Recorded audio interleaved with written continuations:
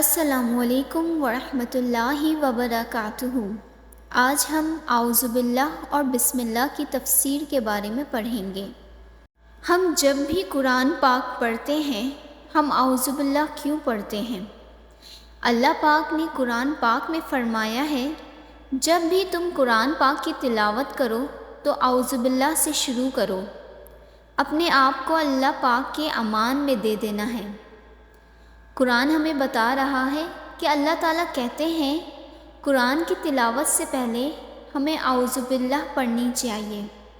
بسم اللہ پڑھنے سے پہلے ہمیں اعوذ باللہ پڑھنے کا حکم دیا گیا ہے۔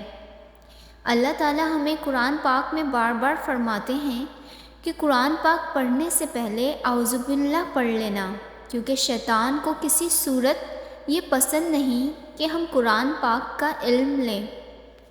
اللہ پاک قرآن پاک میں فرماتے ہیں کہ جو لوگ قرآن پاک کو چھوڑ دیتے ہیں ان کے لیے سنکا کا لفظ آیا ہے۔ سنکا کہتے ہیں دل کی بے چینی، کہ جو لوگ قرآن پاک کو چھوڑ دیتے ہیں میں ان کے دل بے چین کر دیتا ہوں۔ اللہ تعالیٰ قرآن میں کہتے ہیں کہ دنیا کی حقیقت اللہ تعالیٰ کے سامنے ایک مچھر کے پر کے اوپر جو جوں ہوتی ہے اس کے برابر بھی نہیں ہے۔ اتنی حقیر چیز ہے، اللہ تعالیٰ بس یوں ہی دے دیتا ہے۔ رحیم ہے نا، رحمان ہے، رحم کرنے والا ہے۔ اور اصل جو دولت دیتا ہے وہ ہدایت کی دولت دیتا ہے۔ جس کو اللہ تعالیٰ نے ہدایت کی دولت دے دی اس کے دل میں چین ڈال دیتا ہے۔ اب ہم آتے ہیں بسم اللہ الرحمن الرحیم کی تفسیر پر۔ بسم اللہ کے صرف بی پر ایک روایت میں آتا ہے کہ حضرت علی رضی اللہ عنہ بسم اللہ کے بی پر بات کر رہے تھے۔ وہ عشاء کی نماز کے بعد اور فجر کی اذان ہو گئی اور وہ بسم اللہ کے بی کو ہی ایکسپلین کرتے رہے۔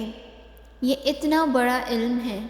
حضرت جابر علیہ السلام فرماتے ہیں کہ جب یہ آیت بسم اللہ الرحمن الرحیم نازل ہو رہی تھی تو بادل مشرق کی طرف سے چھٹ گئے، ہوائیں سکن ہو گئیں، جانوروں نے بھی کان لگا لیے، شیاطین سے آسمان پر سے شعلے گرنے لگے، اور پروردگار عالم نے اپنے عزت و جلال کی قسم کھا کر کہا کہ جس چیز پر میرا یہ کلمہ پڑھا جائے گا اس پہ ضرور برکت ڈال دوں گا۔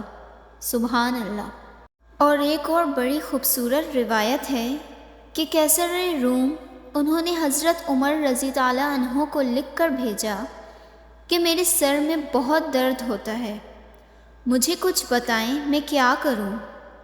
تو حضرت عمر رضی اللہ عنہ نے انہیں ایک ٹوپی بھیجی، جب وہ پہن لیتے تو درد ٹھیک ہو جاتا، جب اتارتے تھے تو درد پھر ویسے ہو جاتا تھا۔ ایک دفعہ انہوں نے کہا میں دیکھوں تو صحیح کہ آخر اس ٹوپی کے اندر ہے کیا۔ جب انہوں نے ٹوپی کی سلائی کھولی تو اس کے اندر بسم اللہ الرحمن الرحیم لکھا ہوا تھا۔ دیکھیں یہ یقین کی بات ہے۔ ایک اور روایت ہے خالد بن ولید کی۔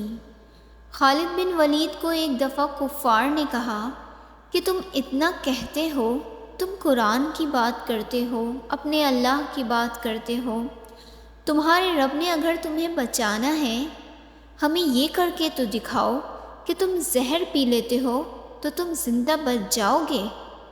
تو خالد بن ولید نے زہر منگایا اور بسم اللہ الرحمن الرحیم پڑھا اور پی گئے، اور پھر وہ وہاں صحیح سلامت اللہ تعالیٰ کے فضل و کرم سے کھڑے رہے۔ سبحان اللہ، بہت یقین کی بات ہے یہ۔